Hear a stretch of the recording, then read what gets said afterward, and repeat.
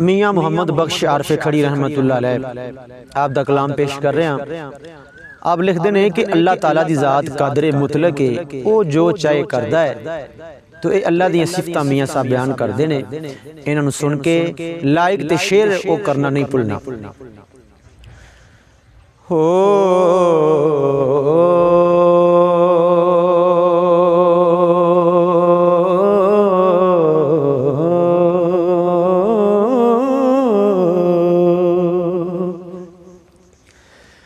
पत्थर नू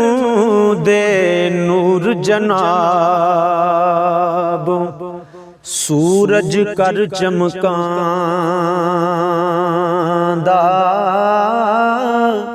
पानी दे एक कतरे विचों अर्श मजीद बनांदा,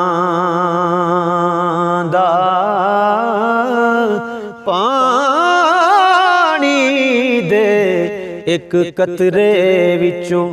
अर्श मजीद बनांदा,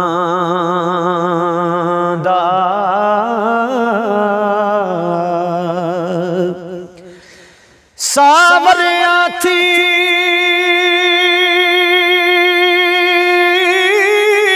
गोरे करदा, गोरे विचों काला सिप समंदर विचों मोती, ते कोह काफां विच लाला, सिप समंदर विचों मोती, कोह काफां विच लाला,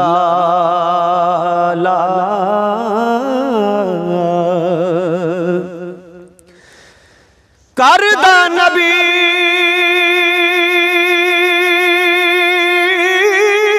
कफारा विचों सिर ते ताज टिका के, मलकां थी शैतान बनाए, ते तोक गले विच पाके, मलकां थी शैतान बनाए, ते तोक गले विच पाके,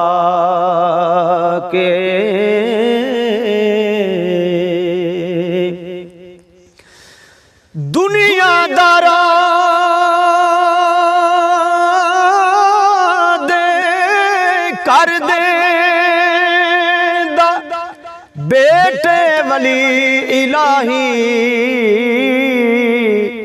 वलियां दे घर पैदा करदा, मेरे वांग गुनाही वलियां दे कर पैदा करदा, मेरे वांग गुनाही, ते कुदरत उस दी दा कुछ मैनू, हो कुदरत उस दी दा कुछ मैनू, अंत हिसाब न आवे, सुक्की लकड़ सिर हकानी, बन रबाब सुनावे, सुक्की लकड़ सिर हकानी, बन रबाब सुनावे,